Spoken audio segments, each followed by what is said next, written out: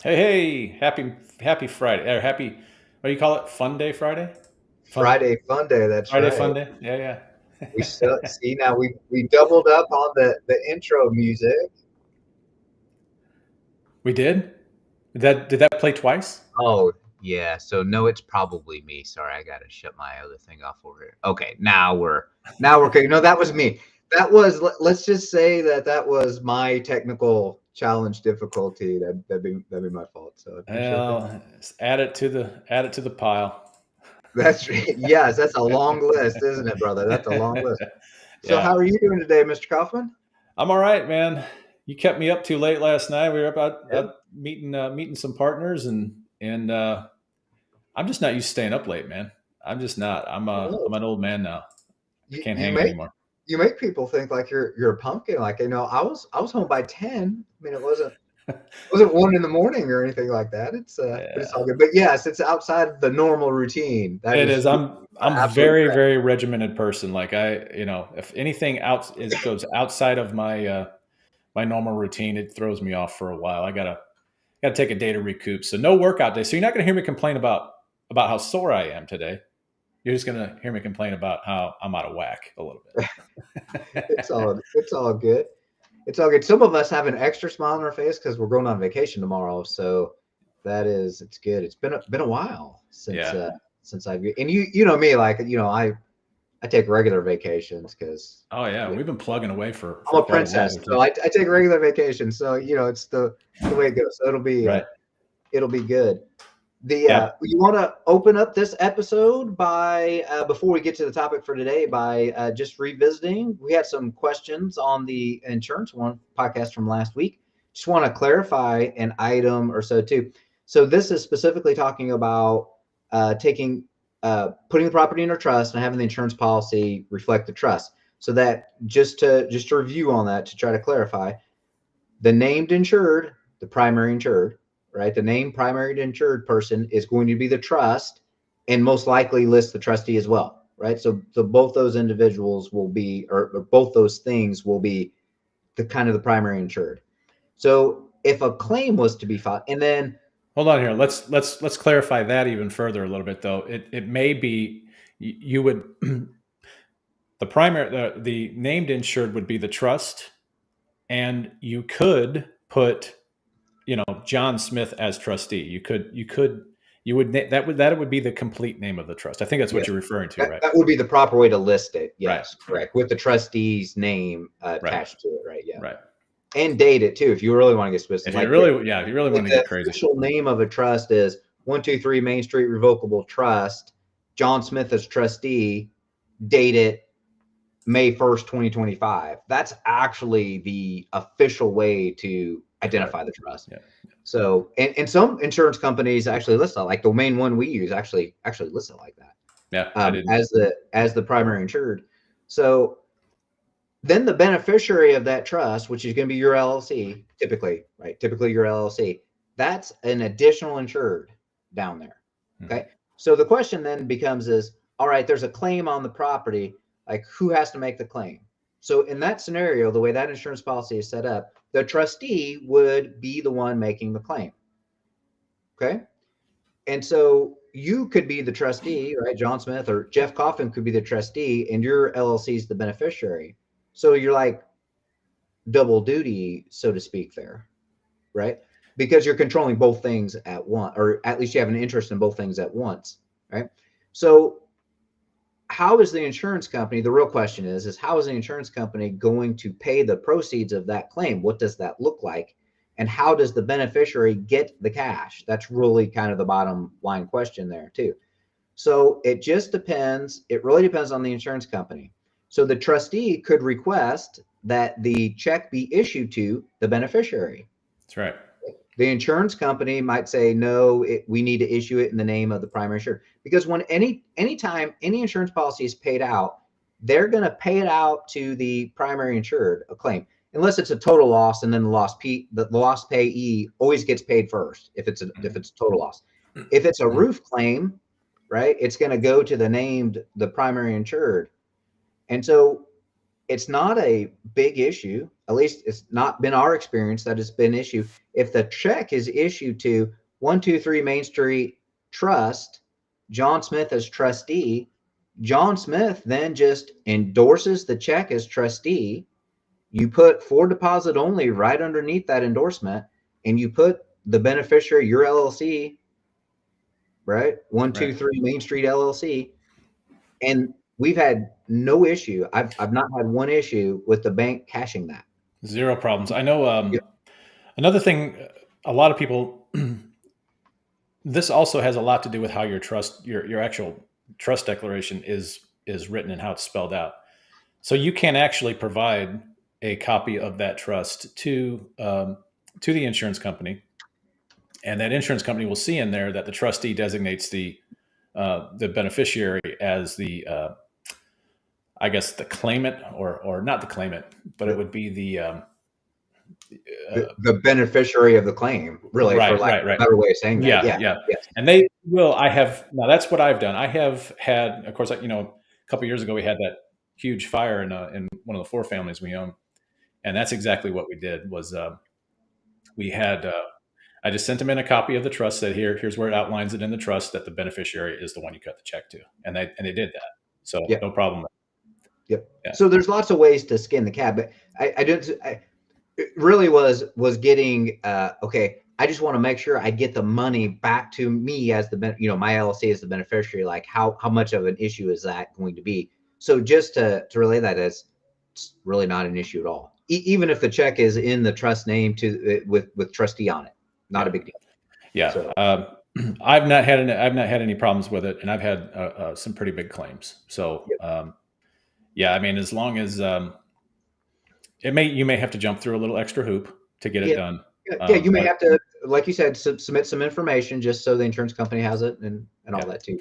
But, totally worth it though. So because the mistake a lot of people will make is, that check gets made out to the trustee. Well, the trustee has no bank account. They don't even have an EIN. They have no tax identification number at all. And so what the insurance company may tell you then is, okay, well, you have to go apply for an EIN and open up a bank account and all this stuff. And that's totally defeats the purpose of putting these properties in trust. So, and it's inaccurate and incorrect. Yeah. The purpose of your land trust is to be a flow through entity. Mm-hmm. So that the beneficiary and the beneficiary's EIN is the tax recording of all of that too. Correct. Another reason why the insurance company would then issue the check directly to the beneficiary in the beneficiary's name, even if the trustee made the claim. So that's right. Yeah. Excellent. Well, that was good. So I don't know how much of a clarification that was in the last 8 minutes, but hopefully it's one of those things that it's kind of a situational thing, and it kind of depends on the insurance company and all that too. So there's a lot of moving pieces there that you can't answer until everything's in place and you know how the insurance company operates and you know how your trust is set up. Yeah, and this is going to vary also. Not to pile on, but this is going to vary depending upon, number one, the insurance company, who the agent is you're dealing with. Like we said before, this actually happened to us, where I've got a quote from. We have a couple of shelter agents here locally that insure investment properties. Yeah, and they're both shelter agents. We go to one. And it's a subject to deal, right? So we go to one, they will not insure the subject to deal. Yeah. We go to the other person who is an agent for the exact same company, no problem. We send them all of our subject to deals, no problem whatsoever. And they're all in trusts. So go figure. I think it's just a lack of knowledge. Yeah. It's sometimes you just have to educate your not only your insurance people, sometimes you have to educate your real estate attorney. Yeah. Did I say that out loud? Sorry. Anyway, but different rabbit hole. As Mr. Kaufman, what is our topic for the rest of the episode today? Well, this one's going to be short and sweet again this week, because this is you could make this a really complex topic, and you could get really you could deep dive into the rabbit hole on this one, but we're going to keep it simple, and that is understanding and knowing what your buy box looks like. And I usually give these kind of these weird names that people. This is search criteria, but I give these names. I was kind of make fun of people giving them these kind of funny titles like buy box, but this is actually one that I actually use. I think it's a very accurate description for buying criteria, because you are literally trying to fit. What you're trying to do is you're trying to fit your deals into a specific in a box. You're trying to fit them into a box, and you can have multiple boxes, but you need to understand. You need to understand what you're looking at, and uh, what you're willing to look at to take ownership of. Just because it's uh, people often, including myself, we often get off on these tangents, and the problem is we'll look at everything because we don't know specifically what we're looking for, what we're willing to buy. So ultimately, what ends up happening is we look at everything and we end up buying nothing because we're all over the place with it. So a buy Amen. box really can help you uh, kind of shape and form that perfect property that you're looking for, Yeah. or And what you're willing to buy, rather, I should say. yeah, and could I just expand on that for a Yeah. second? So we've been investing in real estate for years. Like I'm almost 25 years now of real estate investing in there. And I did not start with the buy box. So like you mentioned, it's like, okay, well, I might want to do a rehab deal. Well, that might be different than this rental property I want to have, or the buy and hold property I want to have, and which is different. And maybe I'll do different rehab styles and blah blah blah too. But I just want to caution you, because this happened to me. Like, I've lived this. You look at hundreds and hundreds of properties, you buy nothing, and 12 months later you're like, damn, this is a bunch of bullshit. I'm not making any money. I'm spending money down this direct mail marketing stuff, and this is for the birds. So I think what you said, Mr. Kaufman, is so important. The buy box is about focus, Hmm. especially when you are a beginning investor, right? And it wasn't until I really kind of lasered down a little bit and say, okay, I need to focus this, because I had a full-time job, and so I was doing real estate part-time. It's like, okay, I only have so many hours, and I have to focus this. And that's when, okay, then we have 12 rental properties now at the end of the first year, and we have, all this stuff is in there because it's a focus. You have to focus, because you can't do everything, especially if you're newer. You can't do everything in real estate all at once, because then you'll do nothing, and you won't be a real estate investor. You'll be a real estate spectator. Or So you'll be an employee, is what you'll be. yeah, or you'll stay an employee for a Yeah. long time. That's right too. So that's the purpose of the buy box. The buy box. So, Mr. So Kaufman, I'm just gonna toss it out there to you. And what you mentioned is so true. You can have different buy boxes. So let's talk about the rehab buy box. If you were looking to do a rehab property, right, and you're more of a buy and hold guy, but mhm. we've been dabbling more in some, because the market's been so good for rehabs, at least here in the St. Louis metro area, right? Been so good. If we want to do a rehab property, what's your general buy box? And include in your buy box, like, this is important. Include in your buy box what your bottom line profit margin is. Okay. Well, I think the way I start out with either uh, here. I'm going against what I already said, but my mentality is we've always had this ever since you and I have known one another. Always had the kind of this thing. We'll take a look at whatever comes across our desk. We can fit it into specific deal structures, but that has very little to do with the buy box. Is going to be a small portion of evaluating that deal. And so I like separate it into two different categories. I need to know, uh, is it going to be a buy and hold, or is it going to be you call it a rehab, or a flip? Yep. And that's really, really the most basic, kind of the most basic two buy boxes that you can build out. Now you can get super granular with that, and you can start expanding on that. But I think if you stick to the basics and you stick to uh, something really simple, like just those two buy boxes, you can create I call it a sub box underneath, that fits within that box, and you can get start getting super specific as you gain experience. And so, for me, if I were starting out, this is how I'm going to lay this out for us. If I were just starting out, um, my buy box for a flip would be um, would be well. I'll give you the actual house criteria. I am looking for two bed, one bath homes, minimum 900 square feet. They have to be at least 900 square feet, and that's the most important part of this, because I don't like two bedroom houses. But I know that if I have 900 square feet or more, there's a good chance that I can add a third bedroom into that. So I am looking for anything that I can make at least three bedrooms. So that 900 square feet will give me enough square footage, or give me enough floor space to potentially add a third bedroom. All right, so that is number one. I am looking for primarily uh, cookie cutter houses, or houses that are very similar to the surrounding homes. I don't want some, crazy off the wall. In fact, I was talking to a guy yesterday uh, who owns a house up here in North St. Louis County, in an area I'm very, very familiar with.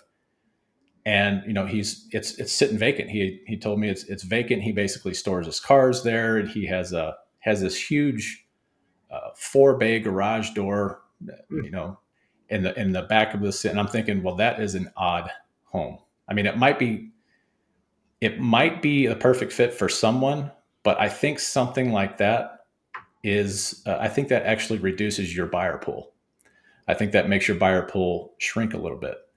And so For that, a quick flip. yeah, Yeah, to turn a flip over as fast as possible, for sure. Yep. I think that would be, a harder sell, just in my mind. And so I'm looking for cookie cutter houses. I'm looking for houses with similar floor plans, similar square footage. Um, I just want to be able, if it's going to be a flip, I want to be able to make that house the best house on the block within that kind of cookie cutter model. Um, and then from there, like I don't, it's then we get into the geographics. Location is huge. It is probably, in my mind, it is probably as important or more important than the actual house itself. People will pay. I mean, we've seen it time and time again around here. Houses that are in good school districts and located in good areas off roads that are super busy and don't have driveways that slope up, Mm, uh, 30 degrees. yeah. That's all super important stuff. So I look at the general location, and the house itself. I mean, the house, the thing, you can alter a house. Like, it's not that big of a deal as long as I meet my square footage. But it's the location of these places that really, really does matter. And of course, schools matter. Schools matter. Probably third on the list, especially here locally. If you get into a bad school district, uh, your house is probably still going to sell, but it's probably going to sit on the market a little bit longer. You're probably going to have a few more dollars in holding costs for those properties. So, um, but my buy box rather is very, very simple. It's nothing crazy. Um, but knowing that, really, if I have a property come across my desk that's less than 900 square feet, I know immediately I'm not going to look at it. Not that interested. So, that's really my flip buy box. Now, as far as earnings, I have a general rule that if I go in and I evaluate a house and I see that house is going to take me, if it's a major rehab, and I see that and I can predict and forecast into the future. And I can say, well, I'm going to have to hold on to this house for 5 months. My general rule is I need to gross now, gross, and this is my minimum. I need to make $10,000 a month off of that property. And you win some, you lose some. Sometimes there's a like this one we just did, this one over on Santiago. We went over budget on it, and we didn't quite do that well. But that's what I'm shooting for. I'm shooting for 10 grand a month on each property that I flip, and that's based upon hold time. So, like I said, if it's a 3-month project, I need to make 30K on it. My buy and hold stuff is a little bit different because I have 2 sub boxes under the buy and hold category, and because I have both rentals and I have my seller finance stuff, my seller finance houses, and so my seller finance houses are very, very similar to my flips because that's all you're doing. You're flipping a property to a homeowner. Yep. To an end buyer. Yep. So it's very, very similar, except for I am not going to be the one. Still needs to be a minimum 900 square feet, but I'm not going to be the one that's actually doing the rehab on that. But that is what I'm going to suggest and promote. That's going to be a selling point to my buyer. Hey, Mr. or Mrs. Buyer, this thing's got 900 square feet. It's only a 2-bedroom, but it's 900 square feet. There's a good chance you can add a 3rd bedroom to it. Right? So it becomes a selling point versus me actually getting the crew together to make that change. Now we could do that. That gives us, there's an option for us to do that, and we could actually sell that house, at a much better price. But you don't have to. And quite frankly, the quicker you can get in and out of a property, the better. It's just lowers your risk, and also lowers the brain damage. So, but if it's a rental property, I will, and this is where I cut off at the 900 square foot thing. I will look at a 2-bed, 1-bath house under 900 square feet and that is to me, that is a pure rental property. I am not willing to put in the effort or the time or the energy to go in and deck that thing out to the nines and try and get a tenant in there. And, that's just a rental property to me. So I guess, that's really all there is to it for me. It's very individualized I know you probably would never even consider, a 900 square foot property unless it's purely a rental, I'm guessing, right? I mean, yeah. So when we were flipping properties more regularly a few years ago, so rehab buy box, 3 bedrooms, 2 baths, 1,200 square feet minimum with a basement, no slab houses. Okay. Now I say that, but we actually did flip a slab house. It was just, sometimes the numbers are the numbers. But generally speaking, know that. And the geographic area, right? Like you said, we wanted it in specific geographic areas. And it was, I was doing, because we want some volume. So we were doing $30,000 net, even for those houses today. Like in my pocket, like if it didn't net me when it all was said and done 6 months later, and these are a little bigger projects, really. So we generally were looking to have the whole time be 6 months, 6 to 9 months, probably, depending on when you get it to, because you get it before Thanksgiving. Maybe you're going to hold it through the winter and put it on the market. So you got extra. Yeah, you got it's the winter project. We all need a winter project. So, so that's kind of what that buy box looked like for us when we did that. We were pretty successful. We stayed in there. Sometimes people put the buy box. They want to purchase the property between 100 and 200, and then it needs to resell between 200 and 300 or whatever. Like we were never that specific. Like we were more interested in that it must be 30,000 or more. Now, did we do some flips that were 24,000 in profit as opposed to the 30? Yes. We just took it because we wanted the next project and to keep it, keep the money flowing and all that stuff too. But did we ever go outside of the buy box? Yes. but only after we had some experience. Because like you said, okay, somebody sends me a 2 bedroom, 1 bath, 1,000 square foot house, and it's literally 35 cents on the dollar. Okay, well, I mean, it's kind of silly. It's pretty good incentive Yeah, there. it's Yeah, kind yeah. of silly not to take a pause and look at that, because I can almost promise you I'll make more than $30,000 in net profit on that deal. Mm-hmm. But when I was focusing on it, like, I didn't really bother with that stuff. It took years of experience. Now I can look at that deal and in 60 seconds, right? Maybe pull a comp and in 60 seconds know whether I'm going to spend any more of my time on it or not. But when I was first starting out, it was analysis paralysis. I was drilling the hell out of every deal in the rehab spreadsheet, brother. And it's like, man, I don't really got to do this. And so then what I would do is I would get a different rehab spreadsheet, put the numbers in there and see if I got the same result. And then I thought, you know what? It's always better to have three. So then I would get another rehab spreadsheet, put the numbers in there, and compare them all. And And only then did my silly self take into consideration. It's like, all right, I'll make the offer, and the property's gone, and it was gone like 3 days ago. oh yeah, yeah, yeah. So now going back to one of our previous episodes. So now it's more about, I've learned, right, through creative strategies or just to do the business a little differently. I'm just going to get it on a contract and I can figure that out as the next step. But if I don't control the asset, then I'm never going to make that 30,000 or 40,000 or 10,000 a month or whatever your number is there on the rehabs. Now on the buy box, like, I'm very specific now with my buy and hold properties as well.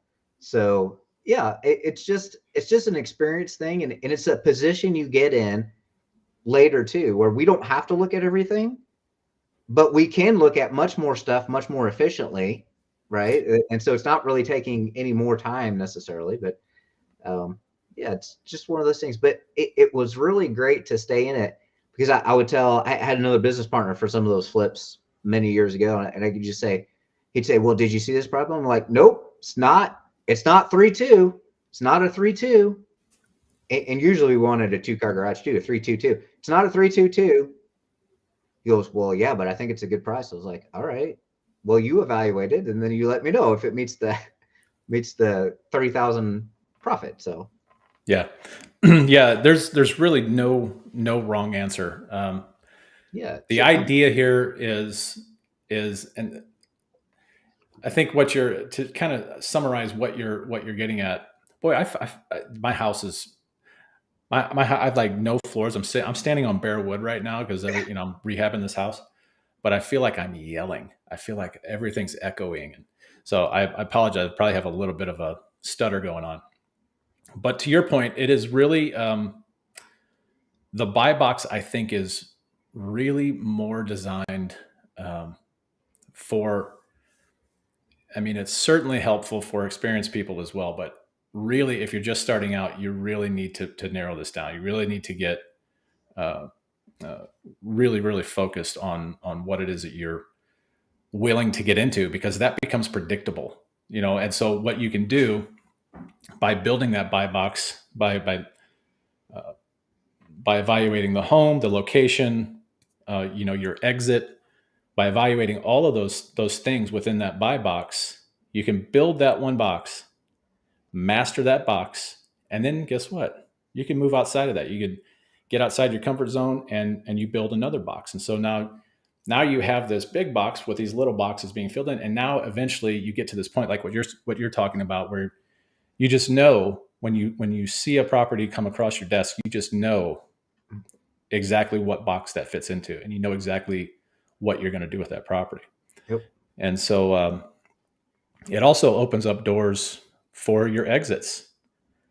I mean, you might have a property and you look at it, so it's a 2-1, it's 950 square feet. Well, guess what? I can, now this gets you into this kind of this area where you have multiple different exits for it. So what level of rehab am I going to put into this property based upon its location, its the the physical characteristics of the house.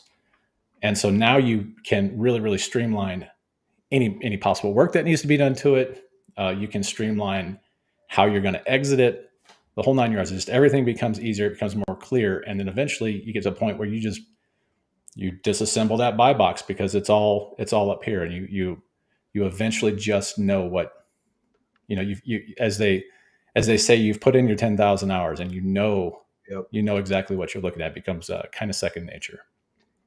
One So other thing too that a buy box really helps you with is wholesalers. Like if you're on lists, right, and you're seeing especially rehabs, right, you're trying to get the wholesale deals on the rehabs. If you have a specific buy box, that wholesaler automatically, right, that gives you credibility with the wholesaler. Like you know what you're looking for. And don't think for a second that if a wholesaler knows that I'm looking for a 322 in 63069 and 63038 and 63129 and all that stuff, and a property comes up, I promise you I'm going to get the first text. I know they blasted out. I get that. But it will save that wholesaler time and effort later from having to do all that mass blasting of the stuff. If you know, and say, hey, I had this come up. Is it yours? Yeah, it's mine. Let's go do it. So don't think for a second that won't actually help you in your ability to maybe to get some of these properties in a more timely manner. yeah, that's a good point. It's a good point because a lot of these wholesalers that are doing volume, they can set their systems up literally where it will it's totally automated. They just plug the property in, they plug in the zip code, it just automatically sends out email message to you. And then again, I that's fine. I like doing that. That comes at there's an expense. All of those deals like that, they seem like they're just they're way overpriced. But if I have a wholesaler that knows that I buy a specific type of property, and they're not so tech savvy, those seem to be the best deals where you can talk to an actual wholesaler. And this is, by the way, if you're not sourcing your own deals, which leads me into another area of this topic, and that is building your lists. When you go out and you build a list, there are all kinds of options for you to build a list. So you could specifically target. I know, for example, I know someone who I don't do this, but I know someone who buys nothing but one bedroom, builds lists to mail to one bedroom properties that are 900 square feet or higher, because he knows at 900 square feet on a one bedroom, he can add one or two more bedrooms. So he's looking for strictly value add. He's a flipper. That's all that he does. Yeah. And these houses are dirt cheap because they're one beds. They're very hard to disposition.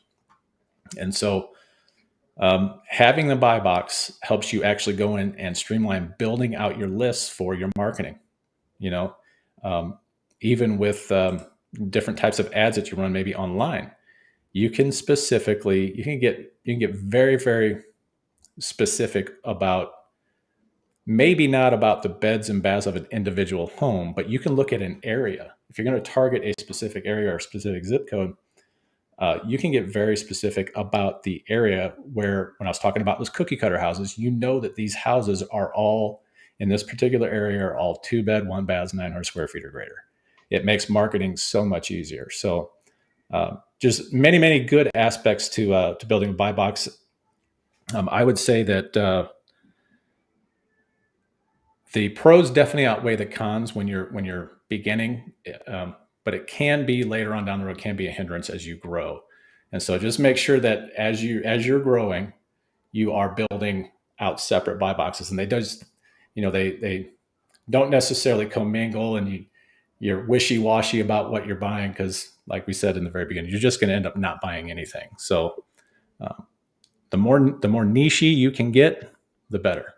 Focused. The more focused you can be. Thank you. Focused you can be. That's right.